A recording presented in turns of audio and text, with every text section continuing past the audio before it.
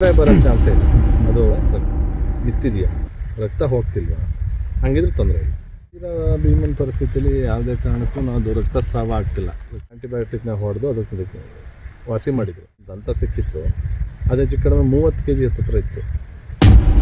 ಈಗಿನ ಭೀಮನ್ ಪರಿಸ್ಥಿತಿಯಲ್ಲಿ ಯಾವುದೇ ಕಾರಣಕ್ಕೂ ಅದು ರಕ್ತಸ್ರಾವ ಆಗ್ತಿಲ್ಲ.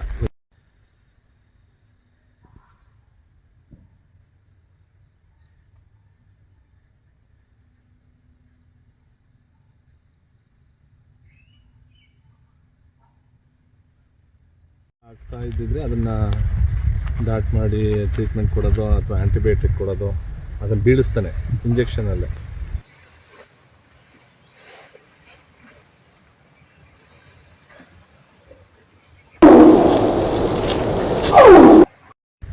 ಅದಕ್ಕೆ 2018ರಲ್ಲೇ ಟ್ರೀಟ್ಮೆಂಟ್ ಕೊಟ್ಟಿದ್ರು. ಅಪ್ಪ ಮತ್ತು ರವೀಂದ್ರ ಸರ್ ಅಂತ ಇದ್ರು, ಆಗ ACF ಆಗಿದ್ರು ಸಕಲೇಶ್ಪುರ ಭಾಗದಲ್ಲಿ. ಆ ಟೈಮಲ್ಲಿ ಸಕಲೇಶ್ಪುರ ಭಾಗದಲ್ಲಿ ಇದ್ದ ಟೈಮಲ್ಲಿ ಉಗುರು ಒಡೆದೋಗಿತ್ತು. ಅದು ಭೀಮಂದು ಉಗುರು ಒಡೆದೋದಾಗ ಆ್ಯಂಟಿಬಯೋಟಿಕ್ನ ಒಂದು 5ರಿಂದ 6 ಇಂಜೆಕ್ಷನ್ನ ಇದು ಮಾಡಿದ್ರು. ಫುಲ್ ಸೋತಿತ್ತು, ಎಲ್ಲಿ ಬೇಕಾರಲ್ಲಿ ನಿಲ್ಲೋದು, ಒಂದು ಕಾಲನ್ನ ನೆಲಕ್ಕೆ ಕೊಡ್ತಿರಲಿಲ್ಲ, 3 ಕಾಲಲ್ಲಿ ಹಿಂಗೆ ಬೆಂಡ್ ಮಾಡ್ಕೊಂಡು ನಿಲ್ತಿತ್ತು. ಆ ಟೈಮಲ್ಲಿ ಆ್ಯಂಟಿಬಯೋಟಿಕ್ನ ಹೊಡೆದು ಅದಕ್ಕೆ ವಾಸಿ ಮಾಡಿದರು. ಅದಾದಮೇಲೆ ಅದಕ್ಕೆ ಬಾಲದ ಹಿಂಭಾಗ ಸೀಗೆ ಏಟ್ ಮಾಡಿ ಇದಾದಾಗಲೂ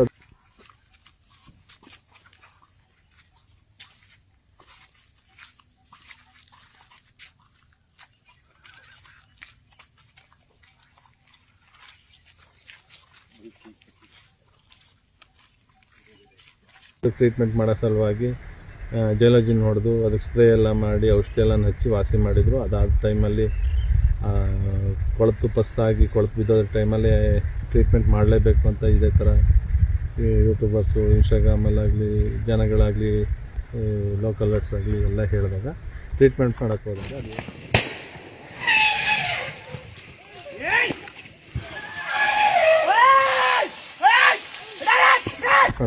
ಅದು ಏನು ಇನ್ಸಿಡೆಂಟ್ ಆಯಿತು ಅಂತ ಎಲ್ರಿಗೂ ಗೊತ್ತು. ಅಪ್ಪನದು ಇನ್ಸಿಡೆಂಟು ಎಲ್ಲ ನೆನಪಿದೆ. ಈಗ ಅದಕ್ಕೆ ಟ್ರೀಟ್ಮೆಂಟ್ ಮಾಡೋ ಅವಶ್ಯಕತೆ ನನ್ನ ಪ್ರಕಾರ, ನಾನು ಡಾಕ್ಟ್ರನ್ನ ಕೇಳಿದ ಪ್ರಕಾರ ಕೇಳಿದೆ. ಅದು ನಿಮ್ಗೆ ತ್ವರೆ ಬಿದ್ದೋಯ್ತಲ್ಲ ಅಂದಿದ ತಕ್ಷಣ ಉಮಾಶಂಕರ್ ಸರ್ನ ಕೇಳಿದು, ರಮೇಶ್ ಸರ್ನ ಕೇಳಿದಾಗ ಅವ್ರು ಹೇಳೋದೇನು ಅಂದರೆ, ರಕ್ತ ನಿಂತಿದೆಯಾ, ರಕ್ತ ಹೋಗ್ತಿಲ್ವಾ, ಹಂಗಿದ್ರೆ ತೊಂದರೆ ಇಲ್ಲ, ವಾಸಿ ಆಗುತ್ತೆ. ಕಾಡಲ್ಲಿ ಆನೆಗಳದ್ದು ದಂತ ಬೀಳೋದು, ಫೈಟ್ ಆಡಿ ಇದೇನು ಹೊಸದಲ್ಲ. 2016-17ರಲ್ಲಿ ಇಲ್ಲೇ ದೊಡ್ಡಬೆಟ್ಟದಲ್ಲಿ ಒಂದು ದಂತ ಸಿಕ್ಕಿತ್ತು. ಅದು ಹೆಚ್ಚು ಕಡಿಮೆ 30 kg ಹತ್ತಿರ ಇತ್ತು. 30 kg ಹತ್ತಿರ ಇತ್ತು, 4 ಅಡಿ ಉದ್ದ ಇತ್ತು.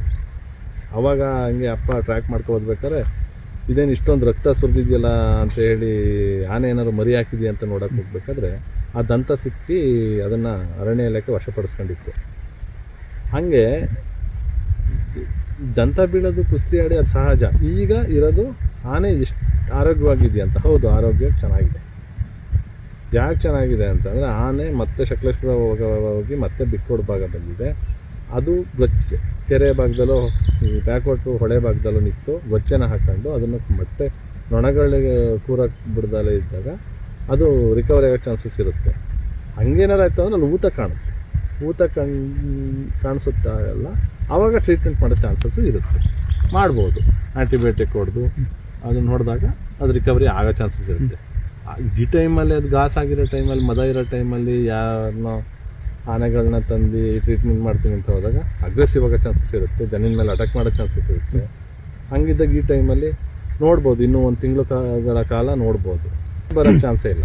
ಅದು ಏನಿದೆ, ಕೊಂಬು ಆ ಸೊಂಡ್ಲು ಭಾಗದಲ್ಲಿ ಮುರಿದಿದ್ರು ಓಕೆ, ಬಂದಿರೋದೇ ಅದು ಬಡ್ಡೆಯಿಂದ ಕಿತ್ತು ಬಂದಿದೆ. ಬಡ್ಡೆಯಿಂದ ಕಿತ್ತು ಬಂದಿರಾಗ ಅದು ಬರೋಕ್ಕೆ ಚಾನ್ಸೇ ಇಲ್ಲ. ಅದಿನ್ನು ಒಂಟಿ ಕೊಂಬು ಭೀಮ ಅಂತ ಕರಿಬೋದು ಅಷ್ಟೇ. ಯಾವುದೇ ಕಾರಣಕ್ಕೂ ಕೊರೆ ಬರೋ ಚಾನ್ಸಸ್ ಇಲ್ಲ. 22 kg ಇದೆ ಅಂತ. ಅದು